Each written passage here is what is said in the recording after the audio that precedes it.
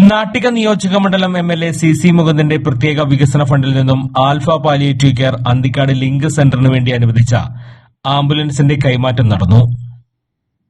സ്വാന്തന പരിചരണ രംഗത്ത് 10 വർഷത്തിലേറെയായി പ്രവർത്തിച്ചുവരുന്ന alpha palliative care Anthikad link സെന്ററിലെ നിലവിലെ വാഹനം കാലപ്പഴക്കത്താൽ കേടുപാട് സംഭവിച്ചതോടെയാണ് എംഎൽഎയെ സമീപിച്ചത്.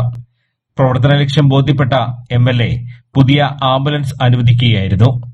12,52,525 രൂപ ആംബുലൻസിനും റോഡ് ടാക്സ്, ഇൻഷുറൻസ് തുടങ്ങിയവയ്ക്കായി 2,04,475 രൂപയും അടക്കം 14,60,000 രൂപയാണ് ആംബുലൻസ് വാങ്ങിക്കുന്നതിനായി ഭരണാനുമതി ലഭിച്ചത്. അന്തിക്കാട് ബ്ലോക്കിലെ 5 പഞ്ചായത്തിലെ 500ഓളം കിടപ്പ് രോഗികളെ അവരുടെ വീടുകളിൽ പോയി സ്വാന്തന പരിചരണം നടത്താനാണ് ambulance വിനിയോഗിക്കുക.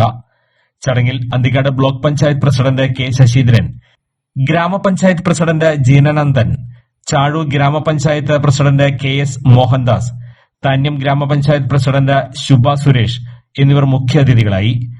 Alpha palliative care director Suresh, link centre president K G Sasheendran, secretary advocate A Bharathan, executive അംഗങ്ങളായ B Narayanan, Vijayan Manikkath, Kumaran Kattanil, C K Sivaraman എന്നിവർ പങ്കെടുത്തു.